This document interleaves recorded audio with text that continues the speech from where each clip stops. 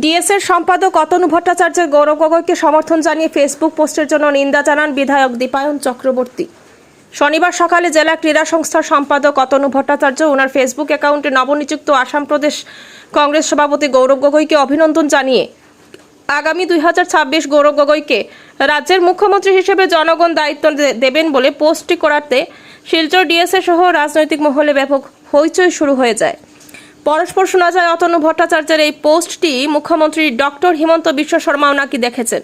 অন্যদিকে শিলচর ডিএসের বৃহৎ সংখ্যক সদস্যরা বিষয়টির নিন্দা জানিয়ে সম্পাদকের পদ থেকে বহিষ্কারেরও দাবি জানান সভাপতি শিবব্রত দত্ত মহাশয়ের কাছে লিখিতভাবে দাবি জানানো হয়।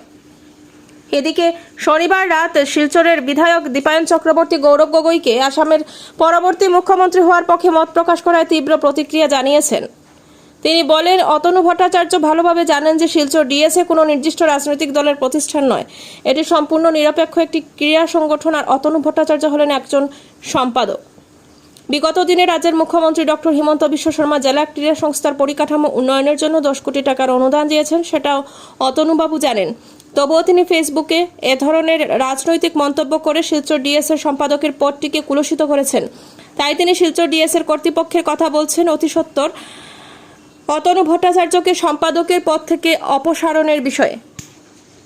আজকে সকালবেলা হঠাৎ করে আমরা দেখতে পাই যে সোশ্যাল মিডিয়াতে ডিস্ট্রিক্ট স্পোর্টস অ্যাসোসিয়েশনের যিনি জেনারেল সেক্রেটারি অতনু ভট্টাচার্য, উনি ওনার পেজে একটি আপলোড করেছেন যে গৌরব গগৈকে নিয়ে উনি লিখেছেন, ওনাকে কংগ্রেচুলেশন জানিয়ে ভবিষ্যতে ওনাকে আসামের মুখ্যমন্ত্রী দেখতে চান।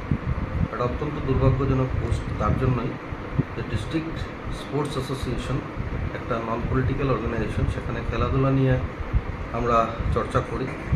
সেখানে দাঁড়িয়ে এই ডিস্ট্রিক্ট স্পোর্টস অ্যাসোসিয়েশনের একজন জেনারেল সেক্রেটারি এই কাজ করেছেন, এটা অত্যন্ত দুর্ভাগ্যজনক। তা আমি নিন্দা করছি, ধিক্কার জানাই। সাথে সাথে আমি বলতে চাই যে আজকে একজন বিতর্কিত নেতা, যাকে নিয়ে এত বিতর্ক চলছে, যিনি আমাদের সন্দেহ যে পাকিস্তানে গিয়ে আইএসআই ট্রেনিং নিয়ে এসছেন, সেইখানে দাঁড়িয়ে এই নেতাকে এইভাবে কংগ্রেচুলেশন জানানো একজন পদাধিকারী হয়ে, সেটা অত্যন্ত দুর্ভাগ্যজনক। আজকে আসামের মাননীয় মুখ্যমন্ত্রী ডক্টর হিমন্ত বিশ্ব শর্মা মহোদয় আজকে শিলচর ডিস্ট্রিক্ট স্পোর্টস অ্যাসোসিয়েশনকে নিয়ে ওনার একটা স্বপ্ন রয়েছে, যার জন্য আমরা লক্ষ্য করেছি তার ইনফ্রাস্ট্রাকচার ডেভেলপমেন্টের জন্য তো ইতিমধ্যেই 10 কোটি টাকা স্যাংশন দিয়েছেন, যার জন্য কাজ চলছে।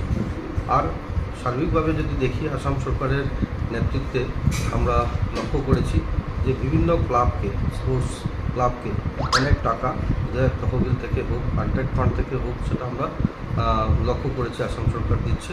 মাননীয় পীযূষ হাজারিকা মহাশয় ইতিমধ্যে আমাদের টেবল টেনিস র্যাঙ্কিং, এই র্যাঙ্কিংয়ের ব্যবস্থা এখানে করে দিয়েছেন। কিছুদিন আগে আমরা আসাম অলিম্পিক অ্যাসোসিয়েশন থেকে জানতে পারি যে আগামী 23 জুন অলিম্পিক ডে শিলচরে অনুষ্ঠিত হতে যাচ্ছে। সেটা অত্যন্ত গৌরবের কথা, সেখানে সর্বানন্দ সানোয়ালজি আসবেন। আমরা কিছুদিন আগে আমাদের